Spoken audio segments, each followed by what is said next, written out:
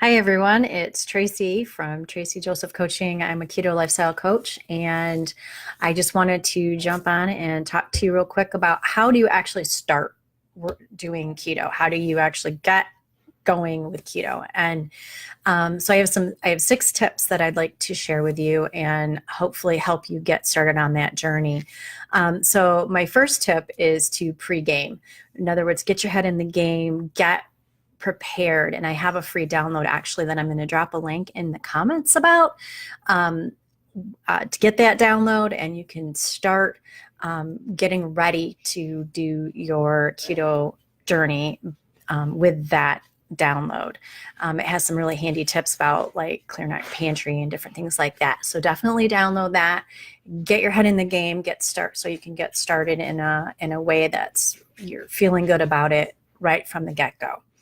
The second thing is start with the basics. Don't jump in and try to do all the things. It's just going to get really overwhelming.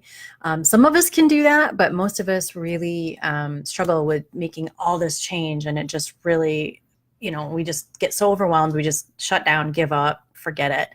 So start slow. Start eliminating things that are the most obvious things like your breads, your pastas, rice, and your processed sugars. Make sure you start reducing those and eliminating those out of your diet. If you need a little bit of extra time, just do 1 or 2 at a time, and then just slowly reduce your intake of those things. It will be easier to make that slow change than it will be to make this massive change at the beginning.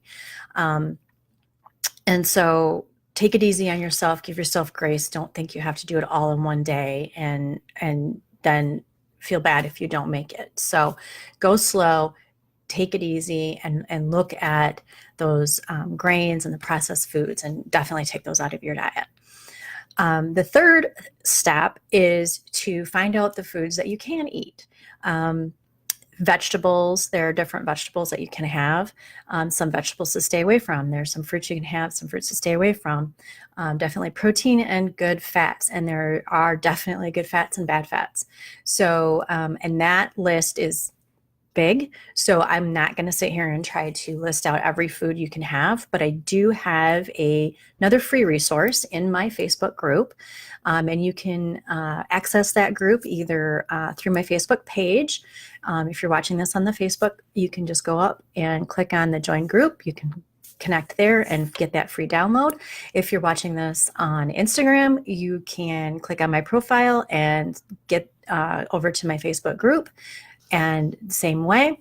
And if you're watching this through other venues, I will post links in those different areas so that you have access to get to our group. And then you can download that food list, which is kind of like a grocery/food list. And it also includes what to avoid. So you know which foods you should not be looking at and staying away from. That's been helpful to my clients. And so I'd like to offer that to you as well. The fourth tip that I'd like that to really help get you started is to get your ratios figured out. And everybody's ratios are different. So when I say ratios, I mean what percentage of your intake is carbs, what percentage is protein, and what percentage is fat. And roughly it's 5% carbs, 20% protein, and 75% fat. But that's not for everyone. Everyone has a little bit of a different metabolism. They have different activity levels. They have different body fat. And so everybody's going to have a little bit of a different number. And if you get those ratios close, you're going to find you'll have a lot more success. So definitely look online for keto calculators or carb calculators and type in your information. It will give you the numbers, and really focus on your carb limit and focus on your not going over your protein. You don't have to get all your fats in, but you definitely want to get enough fat in to stay full and not snack in between meals, because again, we don't want to have too much.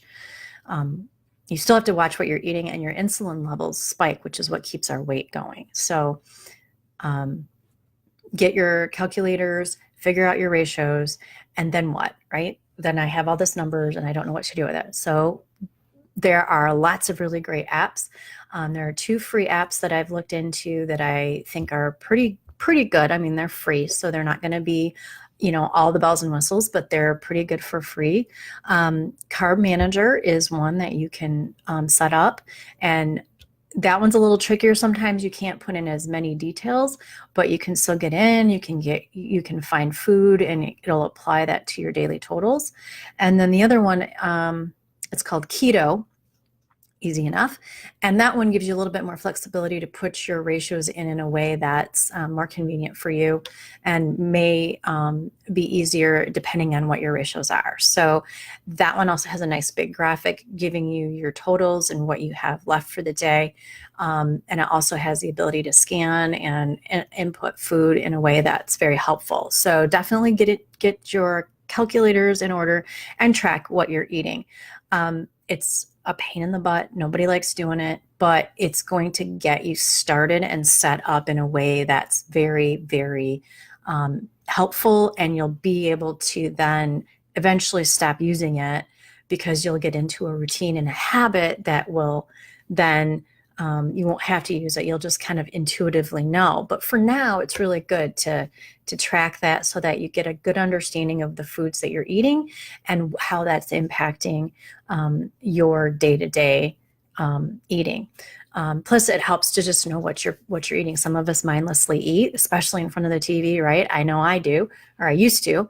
And that was my worst time. And it was always popcorn, which, popcorn's amazing. And so it was easy to just eat a bunch of food and not really pay attention to what you're eating. So this helps us to be mindful about what we're putting in our bodies, and the quantities and how much and all that good stuff. So definitely track what you're doing, at least for a short period of time. And then my 6th tip is to get support. That support will give you accountability, and in the form of a coach, somebody who's a little bit less emotionally attached, in like a family member might be, or a friend who, if they're trying to give you some tough love or give you a little bit of a nudge, it may not be as easy to hear it from them. With a coach, it's a little bit easier, because you're working with them intentionally for that. So that accountability helps. They help you refine your numbers and making sure that you're on track. They help you with meal prep. Well, they help you get your meal prep in order, because we can't be there everywhere, right? So help you meal plan, and they help with stalls, because we do occasionally see, every one of us will go through a period of time where we're not seeing a lot of movement, and they're there to encourage you. They're there to help you kind of troubleshoot and make sure that you're staying on track and keeping on the plan, or keeping on the lifestyle. So that can be really helpful to you to really keep your promise to yourself to get better and well. So those are my 6 tips. Make sure you pregame, make sure you get your head in the game, start slow. Don't go at Mach 1 from the get-go. Find out what foods that you can eat, and remember that there is a free download in my Facebook group. It's called Keto Plus Mindset. You can find it there. And you can also then find your ratios, get a calculator going, figure out what your ratios are, track it, and get support. And if you have any questions, just let me know. I'm happy to answer them. You can drop a comment even after the live is over, and I'll be monitoring that, and we'll get you set up. So I hope this has been helpful, and I wish you all the best as you start your keto journey. Take care.